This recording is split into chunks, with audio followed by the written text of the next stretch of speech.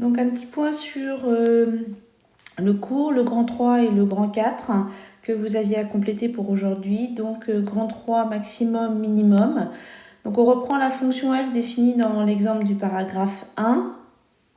Et pour tout nombre réel de x de l'intervalle 0,5, on a f de x qui est inférieur ou égal à 6,5. C'est-à-dire que la courbe se situe en dessous de 6,25. Ça veut dire que 6,25 est le maximum de la fonction f. Donc on a deux petites définitions. Soit f une fonction de l'intervalle i, a et b de nombres réels de i. Dire que f admet un maximum m en a signifie que pour tout nombre réel x de l'intervalle i, f de x est inférieur ou égal à grand M. Et on appellera ça f de a. Tout ce que ça veut dire, c'est que la courbe se situe sous cette ordonnée maximale. Dire que f admet un minimum m en b signifie que pour tout nombre réel de l'intervalle i, f de x est supérieur ou égal à petit m, qu'on nommera f de b. Ce que ça signifie, c'est que la courbe se situe au-dessus, c'est le minimum. Donc les valeurs des extrémums peuvent varier en fonction des intervalles sur lesquels on se place, évidemment.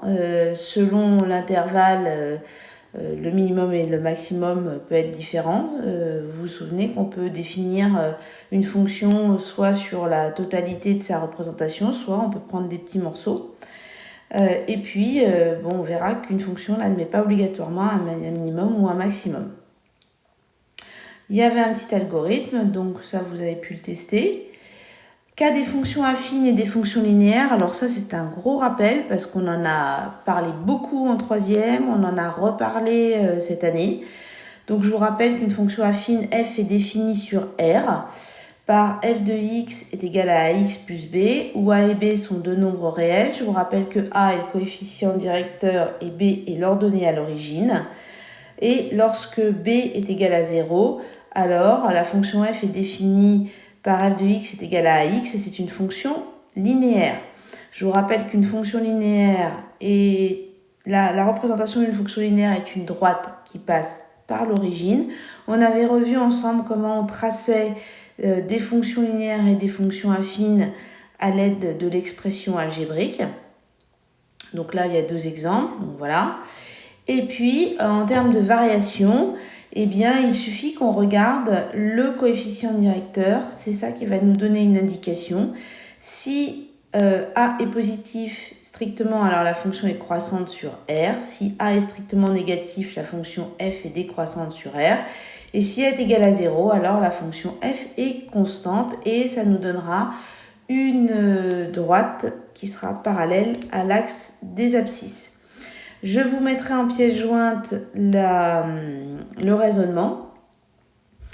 Je vous ai mis des petits rappels et puis des vidéos qui sont très bien faites. Donc j'espère que vous êtes allés les regarder puisque c'était des rappels. Donc la représentation graphique d'une fonction affine est une droite qui n'est pas parallèle à l'axe des ordonnées. Dans le cas d'une fonction linéaire, il s'agit d'une droite passant par l'origine. Dans le cas d'une fonction constante, il s'agit d'une droite parallèle à l'axe des abscisses.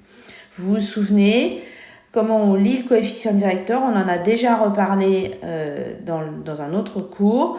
On regarde la variation des ordonnées par rapport à la variation des abscisses. Donc quand on augmente l'abscisse de 1, on regarde comment varie l'ordonnée. Si l'ordonnée monte, si on avance, si on monte, eh bien la fonction est croissante. Si l'ordonnée descend quand on avance l'abscisse, alors la fonction est décroissante. Donc ça signifie qu'on peut lire l'ordonnée à l'origine et le coefficient directeur sur le graphique. Ça veut aussi dire qu'on peut, grâce à l'expression algébrique, construire la représentation graphique. On pose pour la fonction affine l'ordonnée à l'origine et puis on met à partir de ce point-là le coefficient directeur, c'est-à-dire que si j'ai un coefficient directeur de 2, ça signifie qu'à partir de l'ordonnée à l'origine, quand j'avance de 1, mon ordonnée monte de 2, ça me donne un point et c'est bon, je peux tracer puisque pour tracer une droite, il suffit de 2 points. Je vous rappelle que pour tracer une fonction linéaire, il ne suffit que d'un point, puisque je sais que la fonction linéaire passe déjà par l'origine.